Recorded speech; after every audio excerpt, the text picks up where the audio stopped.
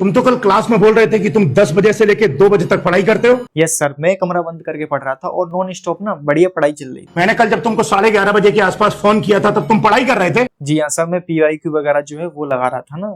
जब तुम पढ़ाई कर रहे थे तुमने मेरा फोन भी उठाया था उसी वक्त। हाँ जी सर, उठाया था, मुझे याद है कल रात। तुम क्या बनना चाहते हो? सर मैं IAS बनना चाहता हूँ। तुम एक काम करो, IAS की तैयारी छोड़ दो, छोड़ दो। सर क्या हुआ सर? सर मैं तो पढ़ाई कर रहा था, मैंने क्या कर दिया सर ये बताओ।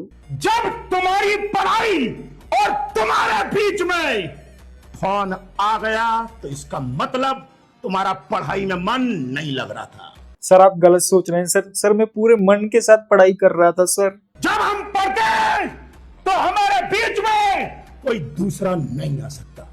यही कारण है कि आजकल के लड़के और लड़कियां फेल होते हैं अपनी लाइफ में। सर ऐसा करता हूँ, इस फोन से पढ़ना ही बंद कर देता हूँ। लेकिन आपकी क्लास भी तो ऑनलाइन ही आती है ना, तो उसको क्या थिएटर में देखूंगा जाके। मैंने सोचा था कोई इंपॉर्टेंट बात होगी, इसीलिए मैंने जो है इतनी रात को कॉल उठा लिया। लेकिन मुझको क्या पता था कि इस कॉल की वजह से मेरा IAS पढ़ने का सपना टूट जाएगा सर। फोन उठा लिया तो दिक्कत, फोन नहीं उठाता तो टीचर की रेस्पेक्ट नहीं करता है, ऐसा बोलते हैं आप। सर मैंने तो आपकी सिर्फ और सिर्फ कॉल उठाई थी पढ़ाई के बीच में, तो इसके लिए आपने मुझे पढ़ाई द्रोही घोषित कर दिया। सर ये अच्छी बात नहीं है सर। गरीब किसी टीचर का फोन ना उठाए तो क्या करे।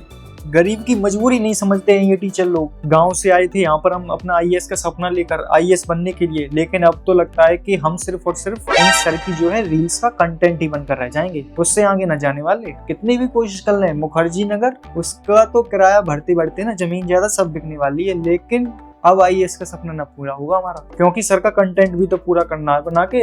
IAS हम बन गए तो कंटेंट कौन पूरा करेगा? क्योंकि जो स्टूडेंट जितना पुराना होगा ना तो उसका कंटेंट जो है उतना ही दमदार बनेगा, उतना ही ज्यादा वायरल बनेगा। ये बात मैंने क्या, तुमने भी सुनी होगी कि टीचर की डांट और पिटाई में जो है प्यार होता है। ये कौन कहकर चला गया था? मतलब किस मूड में कहा था तुमने? क्या तुम्हारे टीचर ने बिना आंसर लिखे जो है तुम्हें मार्क्स दे दिए थे? तो फिर ऐसी कहावत क्यों लिखी जो अब तक हमें भुगतनी पड़ रही?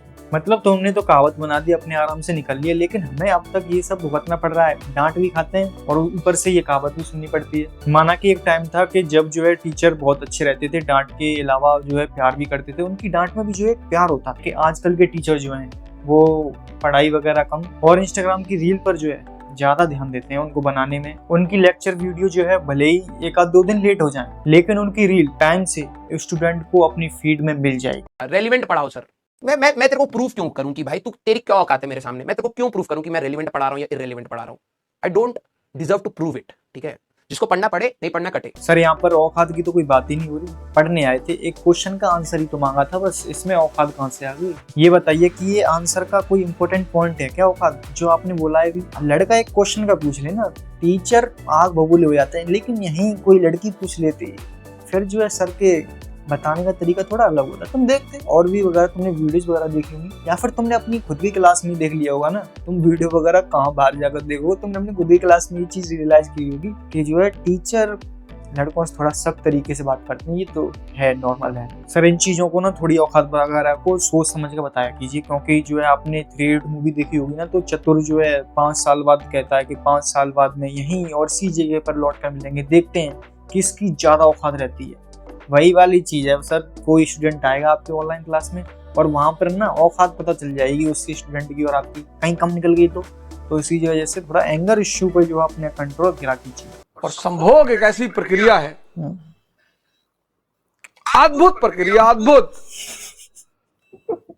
स्त्री और पुरुष के बीच एक ऐसी प्रक्रिया, अद्भुत प्रक्रिया। बाहर से देखने पे तो की तरह लगती है, लेकिन अंदर से वो बहुत क्रांतिकारी प्रक्रिया है। तो मैं क्या लगता है कि सर कोई बायोलॉजी का टॉपिक पढ़ा रहे हैं? नहीं, वो तो वर्ल्ड वॉर 3 की आंखों देखी कहानी सुना रहे हैं। सर ने जो वर्ल्ड वॉर 3 देख लिया ना, तो उसमें क्या है, सर उपस्थित थे उसी जगह, तो उस वक्त सर ने वही कहानी सुना दी। सर एक बात बताइए, सर आप ये किस लाइन में आ गए? सर आप पढ़ने के लिए बच्चों को मोटिवेट करते थे, लेकिन अब तो लगता है कि किसी और ही लाइन में जाकर बच्चों को किसी और ही तरीके के लिए मोटिवेट कर रहे हैं। सर ये तो गलत है, मैं इससे सहमत नहीं हूँ सर। सर जो एक बढ़िया टीचर हैं, अच्छे कठिन चीजों को बहुत ही सिंपल वे में जो है बच्चों को समझा देते हैं। लेकिन इस टॉपिक के अंदर ना सर ने अपनी फीलिंग्स और ऐड कर दी। सर आपने एक चीज सोची, जो फर्स्ट बेंच पर बच्चे बैठते हैं उन पर इसका क्या प्रभाव पड़ेगा? वो स्कूल और कॉलेज के अंदर फर्स्ट रैंक लेके आते हैं। ये चीजें छोड़कर कहीं दूसरी तरफ मोटिवेट हो गए तो फर्स्ट रैंक कौन लेकर आएगा? स्कूल तो डाउनफॉल में चला जाएगा, आपकी कोचिंग सेंटर भी खतरे में। इन चीजों की वजह से ये देख लेना आप। साले मारूंगा खींच के वहां जाके गिरेगा। बीके